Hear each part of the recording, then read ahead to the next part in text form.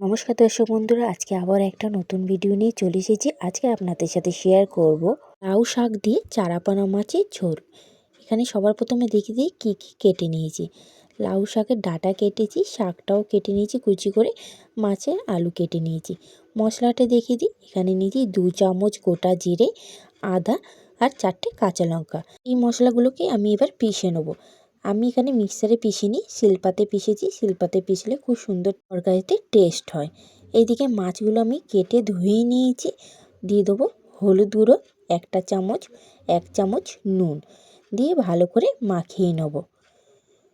এদিকে মাখানো হয়ে গেছে। একদিকে রেখে কড়ার মধ্যে দিয়ে দিলাম সর্ষের তেল। যেটুকু ভাজতে লাগবে সেটুকুই নিয়েছি।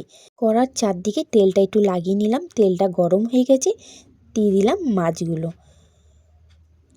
একটু সাইড করে আরেকটা মাছ পিস আছে সেটাও দিয়ে দিলাম। মাছটাকে এবার উল্টিয়ে পাল্টিয়ে ভেজে নিতে হবে।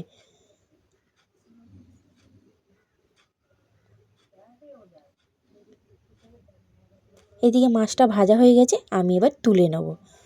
কড়াই তেল রয়েছে, সেই তেলে দিয়ে দিলাম 1 চামচ গোটা জিরে। জিরেটা একটু ভাজা হয়ে গেলে দিয়ে দিলাম কেটে রাখা আলু। আলুটাকে লাল করে ভেজে নিতে হবে।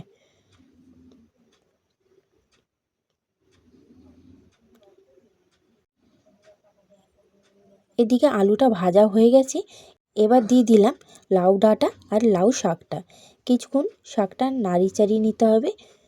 একটুখানি মজে আসলে তখন আমি মশলাটা দেবো।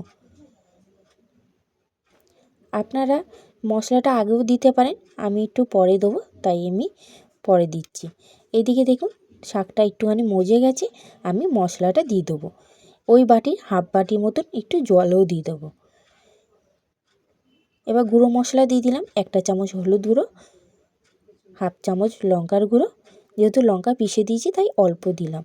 এবার স্বাদ অনুসারে নুন, আমি 2 চামচের মতো নুন দিয়েছি, যদি লাগে আবারও দিয়ে দেবো। তার সাথে 2টো কাঁচা লঙ্কা। এবার ভালো করে মিশিয়ে নিতে হবে, একটুখানি কষিয়ে নিতে হবে তরকারিটা। যেহেতু আমি আদাটা দিয়েছি তাই একটুখানি কষিয়ে নেবো তরকারি। এদিকে দেখুন অনেকটা জল বেরিয়ে গেছে, যেহেতু শাকটা একটু মজে গেছে তাই আমি ভালো করে কষিয়ে নিলাম। এদিকে কষানো হয়ে গেছে, আমি এবার জল দিয়ে দেবো। এখানে আমি 1 গ্লাস জল ব্যবহার করেছি, তার থেকে একটু বেশি জল দিয়ে একটুখানি ভালো করে নাড়িয়ে চাড়িয়ে আমি কিছুক্ষণের জন্য ঢেকে দেবো। মানে 5 মিনিটের মতন ঢেকে দিয়েছিলাম। আবারও কিছুক্ষণ পরে খুলেছি, মানে 5 মিনিট পরেই খুলেছি। এদিকে দেখুন আলুটা আমার এখনও সেদ্ধ হয়নি, আমি আবারও ঢেকে দিয়েছিলাম। আবারও 5 মিনিট পরে খুলে নাড়িয়ে চাড়িয়ে দেখে নিচ্ছি আলুটা হয়েছে কি না সেদ্ধ। এইদিকে আমার আলুটা সেদ্ধ হয়ে গেছে, আমি এক এক করে মাছগুলো দিয়ে দিলাম। মাছটা দেওয়ার পর খুন্তি দিয়ে আমি একটুখানি মাছটা ভেতরের দিকে দিয়ে দিলাম। কিছুক্ষণ মাছের তরকারিটা আমি ফুটিয়ে নেব। এদিকে মাছের তরকারিটা আমার হয়ে গেছে, আমি নামিয়ে নিই। এদিকে রেডি হয়ে গেছে লাউ শাক দিয়ে চারাপোনা মাছের ঝোল। গরম গরম ভাতের সাথে খেতে কিন্তু দারুণ লাগছিল।